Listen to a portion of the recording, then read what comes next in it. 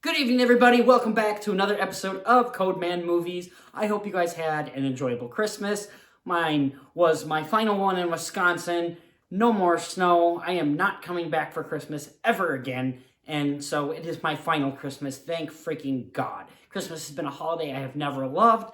And because of that, I think because of why I've hated Christmas is the snow and the cold. So I'm so happy that this is my final time having to experience this awful, cold, wet crap that's outside.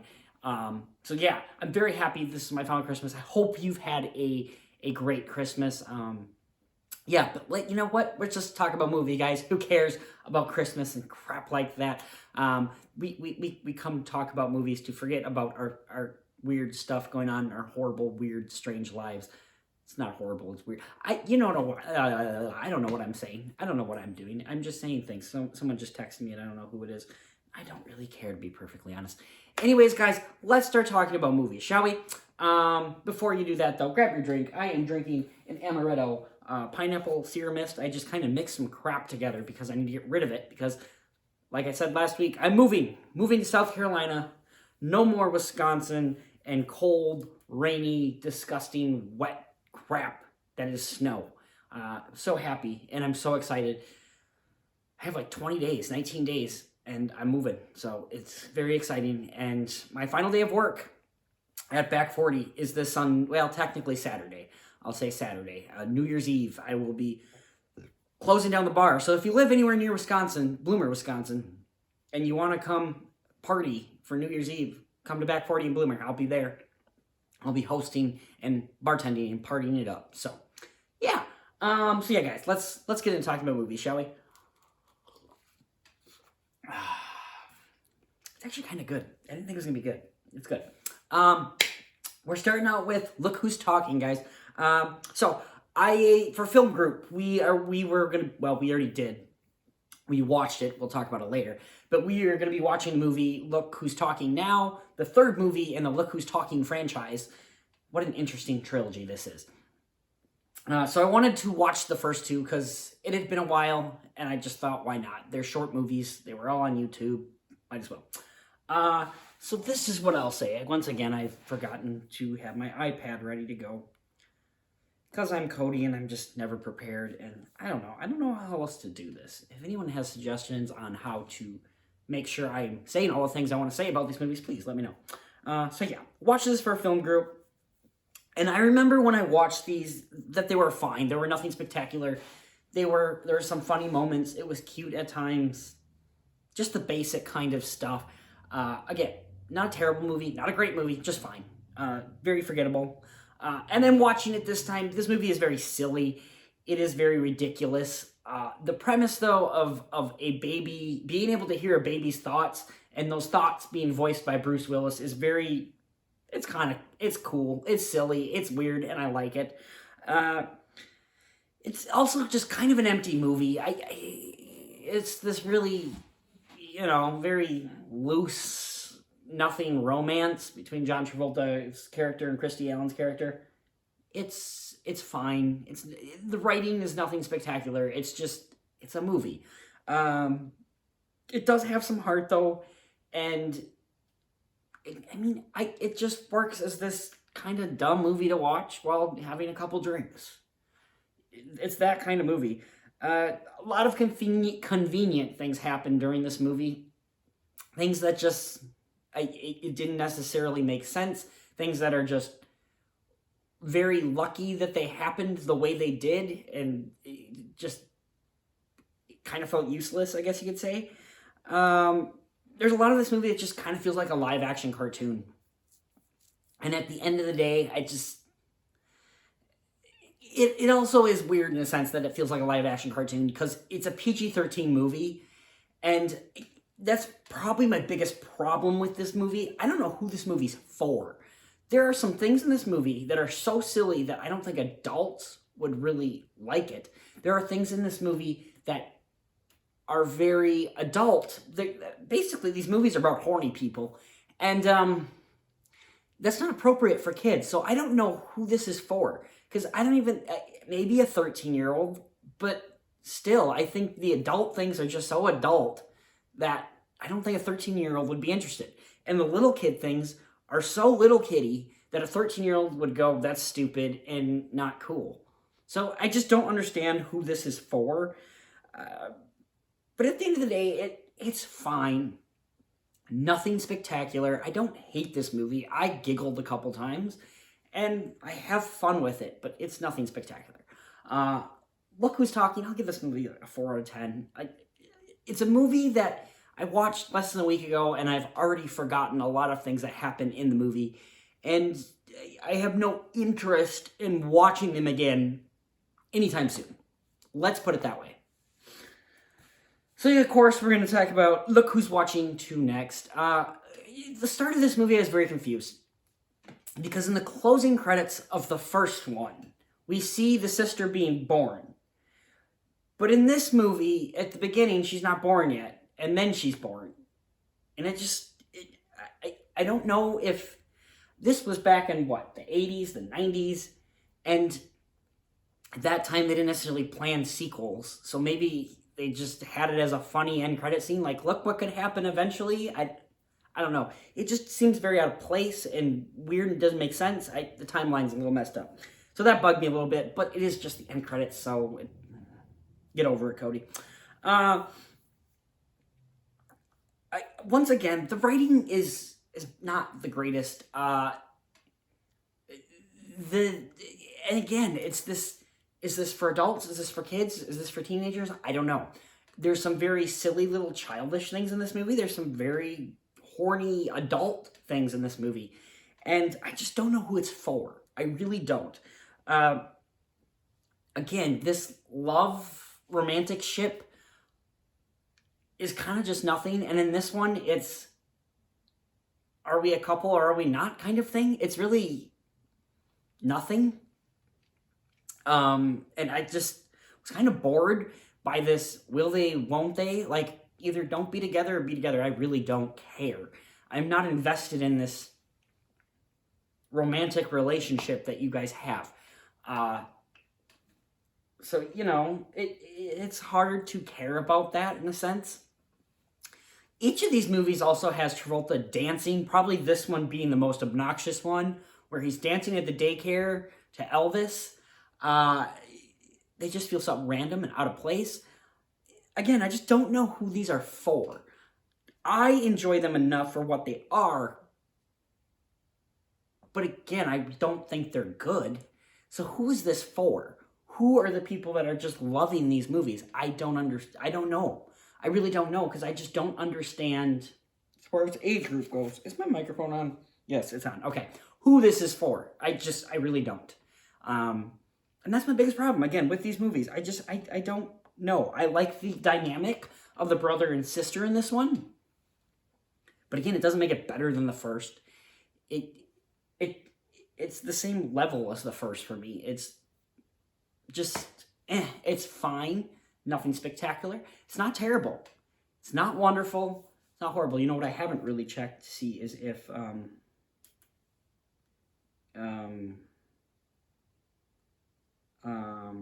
on one second. No, the hot sauce and the unicorn stuff.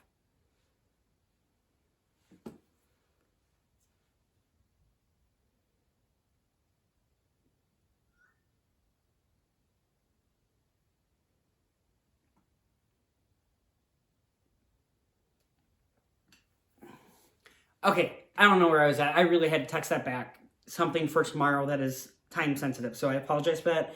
At the end of the day, guys, I just don't know who these movies are for. I really don't. And I was also checking to see if this actually is going, because, I don't want to talk to nothing, even though that's really all I'm doing right now, is talking to nothing, so, But yeah, guys, I just don't know who this is for. It's nothing spectacular. It's not terrible. It's just, it's kind of bland and boring and empty. I'll give this the same grade as I did the last one. It's a 4 out of 10. It's just kind of there. It's something to watch. It's semi-entertaining. You can watch this movie and not hate yourself. It's going to help if you're drinking, though, or something like that, because it's just nothing spectacular. Great voice cast, I will say that. Hold on, one more time.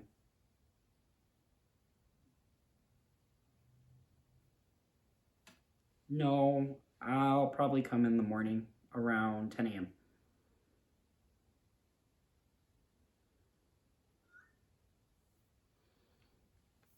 Again, thank you for being patient. Anyways, guys, I'm going to give the same grade as the first one. 4 out of 10. Nothing spectacular, but it's fine. Now, talking about the third one, guys, this is the one I watched with my film group. The category was holiday movies. This takes place during Christmas. This takes place during Christmas. Again, this is probably the worst out of all three of them. It's not good. It's not bad, necessarily. It's just, eh. Great voice casting, Danny DeVito and Diane Keaton. This one brings in the dogs, so we have the voices of the dogs. The kids are no longer there, which I kind of missed. I wish they had kind of just recast the kids and kept them as children, so we were listening to what was the inside of their brains along with the dogs or something. I don't know. Yeah, available on video cassette. God. Laserdisc and 8mm. Jesus. Yeah. Anyways, guys, this movie's fine. It's so silly and so poorly written. And it's just got the stupid cliche love story. There's, of course, this love triangle and just nothing that is of importance to the movie, really.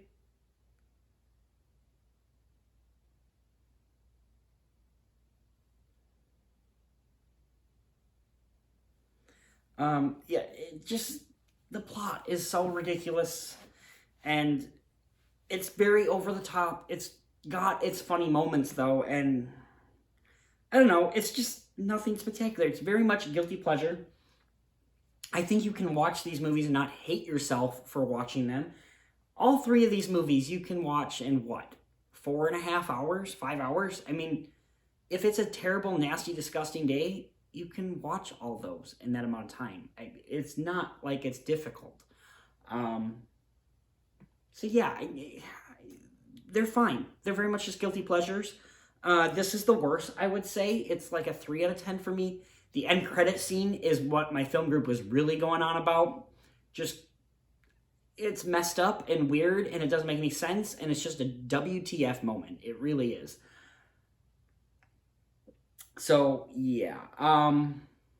Yeah, these movies are just fine, guys. I don't know what to say about these movies besides the fact that they're just fine. I don't recommend you necessarily watch them. If you do like John Travolta, Christy Allen just died. If you want to, honor her by watching one of her movie or some of her movies, you could do it. They do have great voice cast. Like I said, Bruce Willis was the voice of Mikey, and Diane Keaton is the voice of the doggy, and Danny DeVito is the voice of another doggy, and they're harmless movies, but again, I don't know who they're for.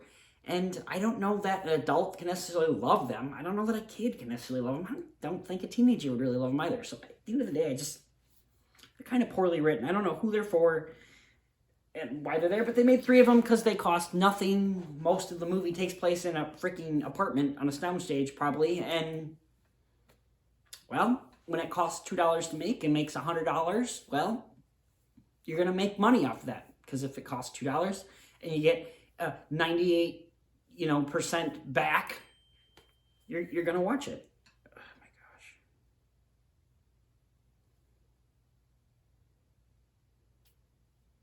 Perfect. Thank you.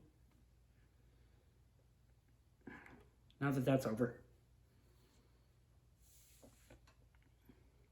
So yeah, guys, that's about all I can say about them, about these movies. They're just fine. Nothing spectacular, but they're fine. Yeah, about all I got. Let's move on.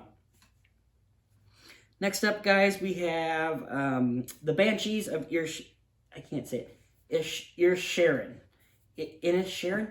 Anyways, guys, a movie that a lot of people were talking about, and I heard I really needed to see, and I was very excited about it. I did not know much about it at all. I knew it was from the director of 3 Billboards from Ebbing, Missouri, a movie I really enjoyed. Colin Farrell, Brendan Gleeson, both actors I really enjoy.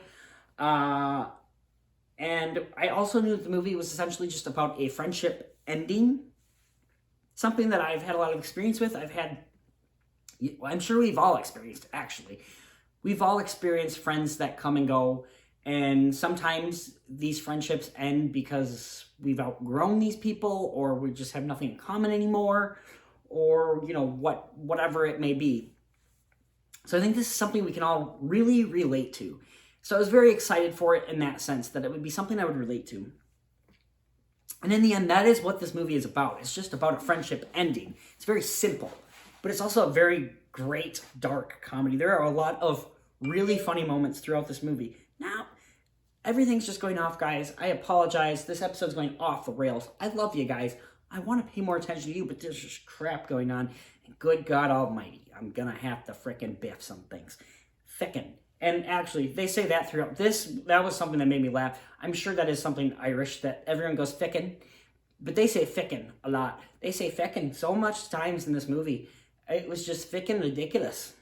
And now I'm talking like, an Irish person. It's fickin' ridiculous. I'm telling you, fickin'. Anyways, I thoroughly enjoyed this movie, guys. I loved these two characters. I love the side characters that are in the movie, just sprinkled throughout the movie. There is a donkey in this movie that I absolutely loved and I wanted more of in this movie. Her name was Jenny, I believe. Jenny. Yeah, I think that sounds right.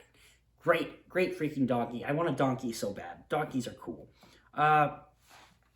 This movie also surprised me because it just goes in crazy directions that I never would have guessed it would have went. And I absolutely loved that it did that. It just got so crazy and ridiculous, and I just thought it was great. I love how you relate to both characters as well. You have Brendan Gleeson's character, who's the one that's kind of ending the friendship. And his reasoning, as you learn more about it, it does make some sense. And you kind of relate to him, but he's also kind of handling it the wrong way. Same goes for Colin Farrell's character. He's kind of confused. He wants to know what's going on. He wants to try to fix this. He feels like he's at fault for this. And you understand him, you get it, but he's also handling things the wrong way. So it's just kind of, there's no villain in this movie, which I really like. You just kind of relate to both characters. You understand where they're coming from and why they're doing what they're doing. But you're also going, don't do that. That's just making things worse. And it's such a great movie. It really is. The writing in this movie is absolutely great. The direction is so phenomenal. Cinematography, this island that they're on, where there's just nobody really there, is just perfect. There's a bar in this movie that the bar itself just feels like a great character. So wonderful. And yeah, guys, I really did enjoy this movie. There's not a lot I want to say about this movie because I kind of just want people to experience it. It is now on HBO Max, so if you have not seen this one, check this one out. It is just this weirdly dark comedy about friendship. I farted, excuse me. God, I'm so mature. And it's wonderful. And, if you're someone that doesn't like accents, get the hell over it and just watch the movie for what it is. I love the accents in this movie. Just hilarious. I love this movie so much. I really do. Probably going to be in my top 10 of the year. I really did enjoy this one. I'll give this one like a 8 out of 10.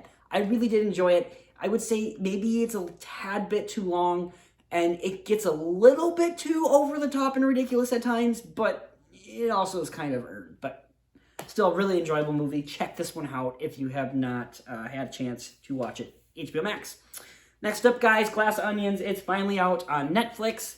I saw this in theaters already during, it was Black Friday week, I think. Black Friday, actually, I saw this movie. And I was really excited to see it again because I've thoroughly enjoyed the movie. And it's one of those movies that you need to enjoy, or need to watch a couple times to really get everything out of it. So yeah, we're going to talk spoilers for this one, guys. So if you've not seen this movie, fast forward. I have my time codes down in the bottom now. Hopefully you guys are using those. I don't really know how to make the time codes go on. I know on some YouTube videos you can click on it and it just takes you right to that certain spot. I haven't figured out how to do that. If anybody knows how to do that, please help me out. But yeah, let's talk Glass Onion, a Knives Out story. mystery, apologize. And we are talking spoilers. So here we go. We are talking now. Like I said, second time we're watching it. I just really love this movie. This movie's absolutely going to be my top 10 of the year.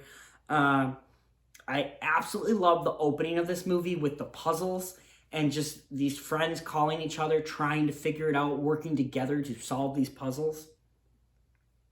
I love the scene when they're at the dock and they're kind of getting introduced to each other, and we see who they are just from like their masks, for example, and their wardrobe, how they get to the dock.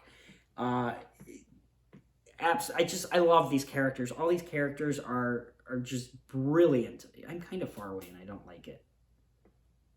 Let's go like that. That look better? I don't know, we're gonna go with that. Anyways, guys, I just love these characters. I found this so funny and just so charming. This introduction's absolutely great, though. When we get to the island, Edward Norton's character is just kind of... Edward Norton has kind of made a career lately of... Well, he's had a few movies where he's been himself, essentially. Because this character very much feels like Edward Norton. He's just a rich kind of douchebag sometimes, and difficult to be around, and just kind of does what he wants. And I also have to say, the minute I saw him, I went, yep, you're the bad guy. You were the guy that is trying to do all this. And I was right.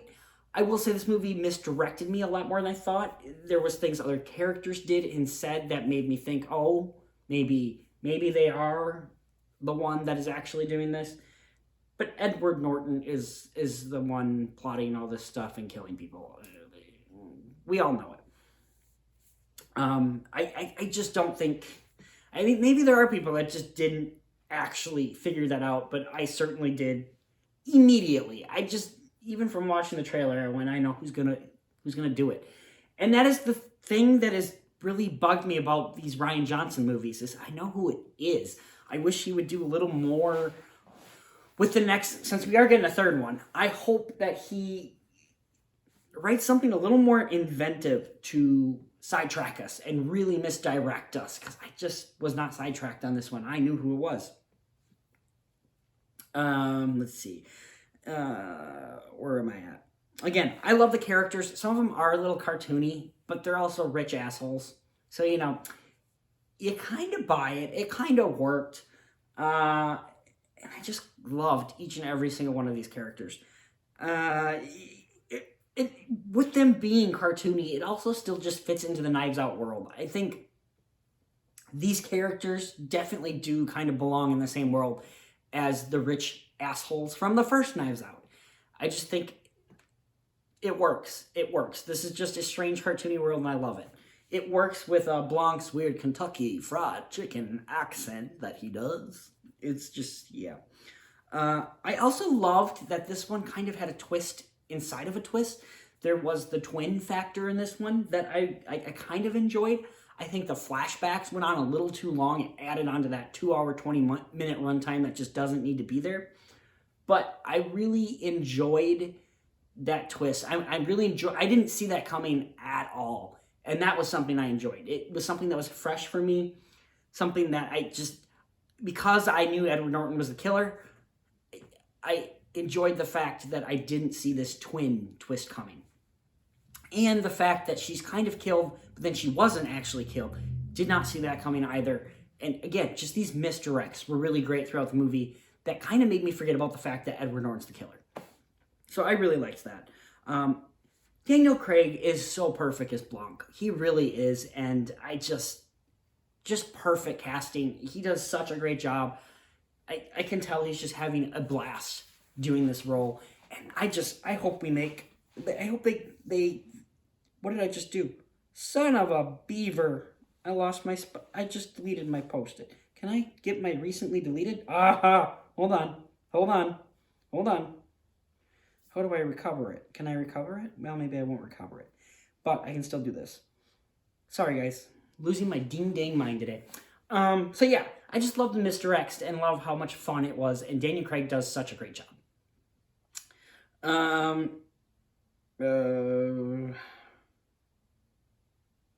I also, oh my god, the humor in this movie, absolutely perfect. The Halle Berry The scene where Blanc just knows the murder mystery. He knows everything that's going on with the murder mystery. I loved that. I thought that was so funny. And the fact that this was supposed to take an entire weekend, he hired Gillian Flynn, who wrote Gone Girl and Sharp Objects, to help map out this murder mystery. And Blanc gets it in seconds. Is just hilarious. Just absolutely love that scene.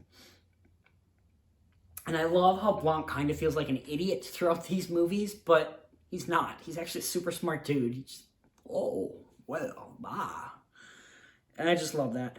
Let's see. Finale, I love everything that goes down with the finale. I just love the explosion of it, the Mona Lisa bit, just everything. How everything is found out. And I love rewatching it. Edward Norton absolutely does just you see him hand the glass. It shows you he's the killer. And I loved that. I love that they show everything. Literally everything does add up. If you rewatch the movie, it really does do it. Knowing the twist, you see, oh, yeah, that's how it goes. And I love that. I also love that, like, Edward Norton's character is not arrested necessarily in this movie. It's just his reputation is ruined. Did he technically do some illegal stuff? Yeah, he killed a guy. Is there a way to prove it? No, not really. But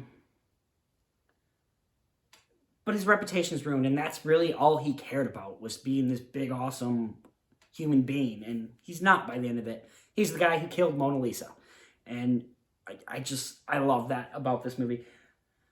Just such a good movie, guys. Again, 8 out of 10, I think I'd give this one. Definitely going to be in my top 10. I already kind of want to rewatch it again because it is just so good. I love Kate Hudson's character. I watched her Actors on Actors with Glenn Powell today, and she clearly just loved his character, and it was so well written by Ron Johnson. Just all these characters are so great, but Kate Hudson's character is absolutely great. Daniel Craig, Edward Norton, Catherine Hahn, just such a great cast. Great movie. Check it out if you haven't already. It's on Netflix now. Next up, guys, I watched Stutz.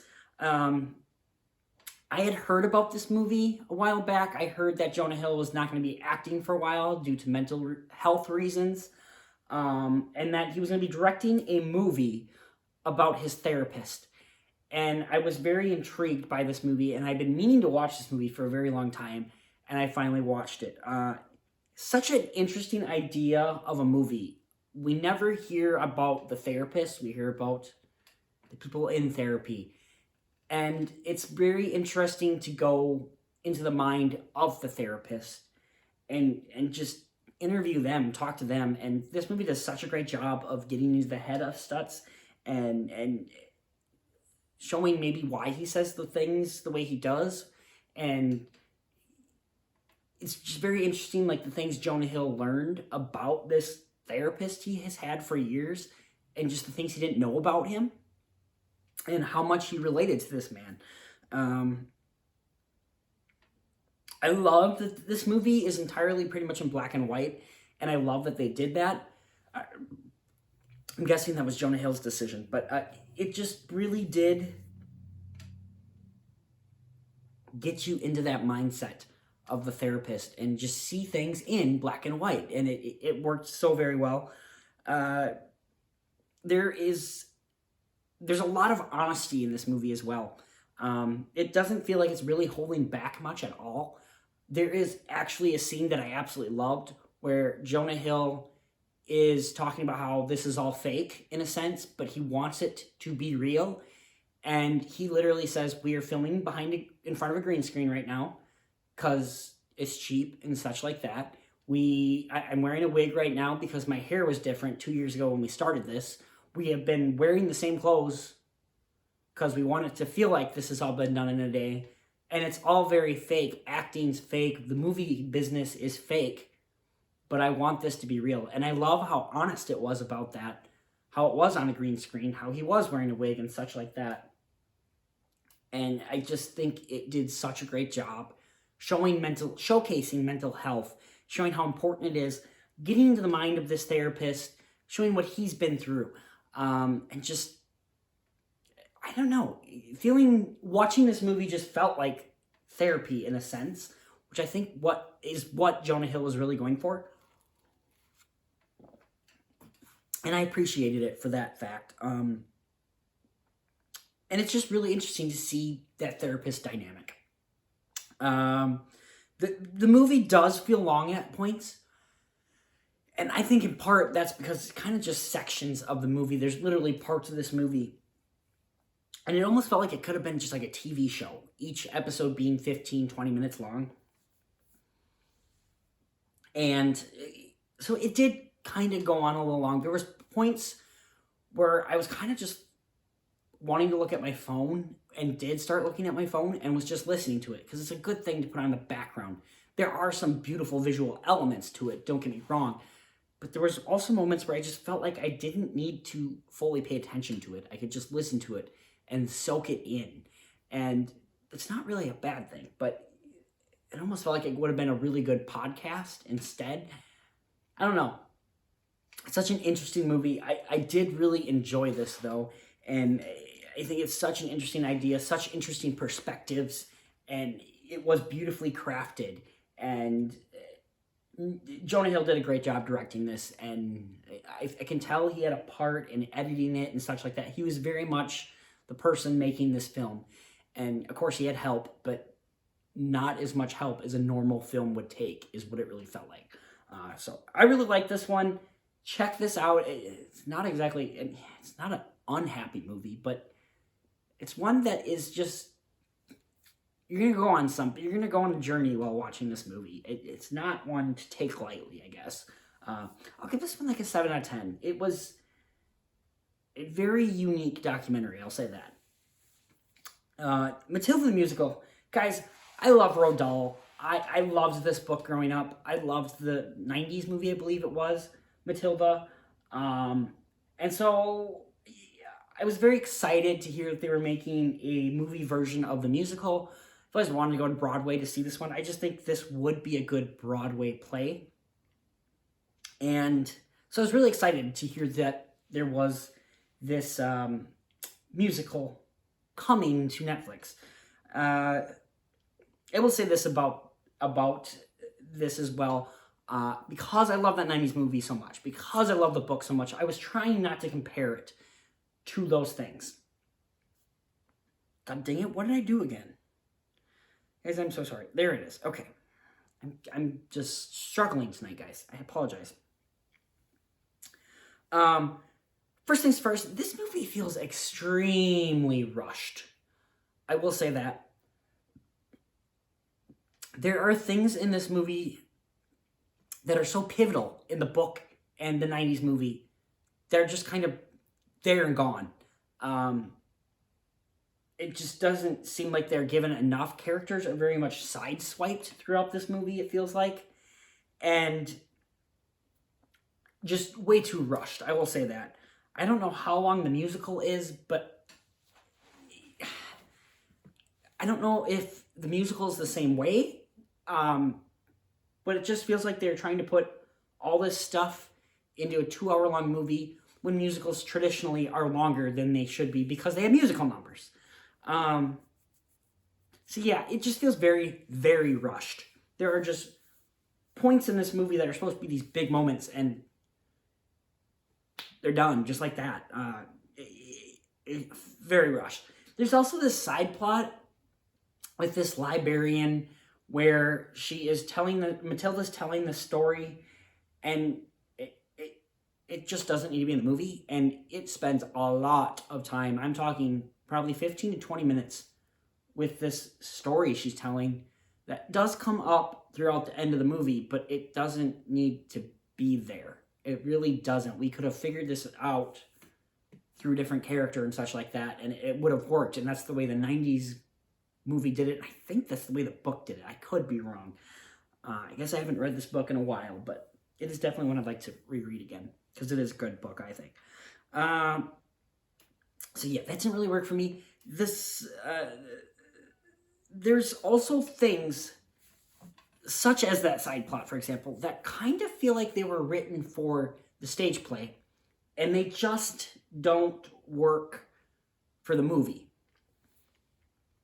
there's a lot of things you can watch as a movie, and it works for a movie. There's a lot of things that work for a book, that works for a book. There's a lot of things that work for a play, that's great for a play, but it doesn't always transfer from play to book to movie, or vice versa. It doesn't always work that way, and I think this movie suffered from that a little bit. It was trying to adapt the play, and it didn't realize that this is a movie, and it needed to be treated as a movie. So I think there's just certain points of the movie that just feel like they don't need to be there. So I wanted to like the things that were added to it, and I just didn't like it as much as I wanted to, I guess I would say. Singing is really good in this movie. The songs are great in this movie. You can tell everyone's having a blast on set and working their butts off and giving it their all. That's really what I have to say about this movie. Nothing about this movie feels at all like anyone's slacking. Everyone is giving it their all, and I appreciate it for that, in that sense. I love how big and beautiful this movie is and feels, and just, I love that. And there were a few songs even that I was singing later on throughout the night. When did I watch? Well, it came on Netflix, I think, last night? No, Christmas Eve. I can't remember. It's only been on Netflix for a few days, so I've been singing it the last couple days here. Casting is very, very good. The actress playing Matilda does a great job. I don't know if she was actress on Broadway or what. She does a great job. I don't think she's as good as the 90s one. Again, I'm trying not to compare it, but that little girl who was Mrs. Doubtfire and Matilda, just a wonderful actress. I think she's a vet now, and I can't see any other girl being Matilda but her, because she's just perfect. I just love that girl. Let's see. Lashana Lynch is a great Miss Honey. She's also kind of sidelined. She's not really that big of a character. Her moments don't feel very big and powerful. I do love that we have a Miss Honey of color. I think that's great. The parents, very much sidelined. They're really not in it much. And by the end of the movie, they're kind of become the good guys in a sense. There's a weird ending scene that just doesn't work for me. With the parents, anyway. Trunchbull. Emma Thompson is playing Trunchbull, and she is clearly just having the time of her life playing this character. And she does a great job. She's barely recognizable in that makeup. I will say that she's not as scary, though, as that original Trunchbull, which I just learned this week was Aunt Marge from Harry Potter. I forget her name. Amy something, or I don't know, I can't remember. But anyways, she's just not as scary or menacing. Part of that is I think she's kind of doing these songs and doing these dance numbers, and it doesn't work. But this Trunchbull's just not quite as scary. And maybe that was kind of on purpose in a sense, because that 90s one gave me nightmares. That woman was scary. This was just not quite as scary. She's still Trunchbull, though. Holy cow, is she Trunchbull. Emma Thompson, again, is clearly having the time of her life playing this character. Yeah, wait, how did I do that? Recover. I figured something out. I don't know my own iPad, guys. I really don't. I'm not good with technology. So yeah, at the end of the day, guys, I really wanted to love this, and I ended up just liking it. A lot of things are rushed. A lot of really great characters. I mean, every character on this poster except for Matilda is absolutely sidelined throughout this movie to make way for mostly a librarian. I think the librarian has the most screen time out of anyone in this movie besides Matilda. And it's just, it felt very unnecessary to me. Just didn't need to be there. And again, I don't know if that's written for the musical itself or if it was just something that was in the... I don't remember that being in the book, but maybe it is. I don't remember. But yeah, guys, at the end of the day, I really enjoyed this. I wanted to enjoy it more than I did, but it's still a really good time. If you like Roald Dahl, if you like Matilda, the 90s movie, if you like Matilda the book, this would be one for you to check out. If you like musicals, check this one out. I'll give it a 7 out of 10. It's really good. Just, I don't see myself rewatching this one. I'd rather just go watch the 90s one. I think that one's just so much better. It just gives me the fear, gives me the weird, strange, kooky parents, Miss Honey is a more developed character in my opinion. So, yeah. Matilda the Musical, enjoyable. Next up, guys, I watched The Roast of Charlie Sheen. I watched this last night after getting home from family Christmas. I was just exhausted, and I didn't want to pay attention to anything, and I just kind of wanted a couple good laughs. And this gave me that. I don't have much else to say about it. It's people roasting each other. It's hanging out with friends, roasting each other. I don't even know that I want to rate this. I mean, as far as all the roasts go, they're all pretty funny. There's some, like the Alec Baldwin, I think it was the last one we got, and it was just kind of eh. I think it's like an 8 out of 10, I guess. As far as it's not a movie. I don't know. This is just fun. I'm glad this exists. I'm glad there's a show that, roasts people. Maybe I'll watch some more. I don't know. I think I've watched them all at some point. I don't remember much about them. My brother was talking about it during Christmas, so I was like, well, kind of want to watch it. So yeah, Roast Charlie Sheen, guys. It's funny. Last movie, I literally finished watching this before I started filming this. It was just a short 80-minute movie, and I needed some time to get my posters and my writings, my notes for the movies done. So I said, we'll kind of watch a movie that I know I don't fully need to give 100% to. I need to give 95% to. And that was Southside with You. This movie is very much kind of like the Before Sunrise trilogy, where it's just people walking around having conversation. So it's kind of the Obama's version of that in a sense. It's very beautifully done, though. I will say that. But if you don't like those movies where people are just walking and talking, this movie is not for you. It's very much that. It's just people walking and talking. It is the Obamas on their first date. And that's all it is. Just a day with the Obamas, essentially, on their first date. And the leads have fantastic performances. They have fantastic chemistry. It's written very well, very clever. It literally says on here. What does it say? Terrific, touching, funny, emotional, and smart. Absolutely true. Eric Streckler, The Billboard. That's very much all of that. That's not wrong at all. It's very charming. Everything in the movie feels very real, even though I don't feel like a lot of this is real. I think it's true their first date ended with them getting ice cream, which happens in this movie. But I think everything else in this movie is very much just fictional. So yeah, but it feels real. It really does feel like this could have been a documentary at points. Just, it feels so real like that. But I don't think these conversations are even close to being real. I am now a Chicago snob, because as I was watching this movie, I noticed that the Chicago skyline for the 10 seconds that it's on screen is very much 2010s instead of 2000, or what was it, 1989, I think this date takes place during. Very much a 2010 skyline. You can see Trump Tower, some other buildings that definitely were not up in the 80s. So I'm a Chicago snob now. You're not really seeing it. I think they deleted it, or maybe that might be Trump Tower right there. Actually, I think that's Trump Tower. So nope, they still even have it in the marketing for this, because I think that's Trump Tower. I think they've tried blurring it out so you can't really see it, but yeah, Grant Park. This is probably right over by Planetarium, maybe. I'm not sure. I'm not sure where that shot is supposed to be at. But again, I am now a Chicago film snob because I noticed it and it bugged me a little bit. It's really stupid. But this is a good, enjoyable movie, guys. If you like, date movies, this could be one for you to check out. Again, I forgot to do posters. This is the second time I've done this. So let's take a look at some movies that might be playing this week. Movies I know I will be seeing, or at least going to go attempt to see.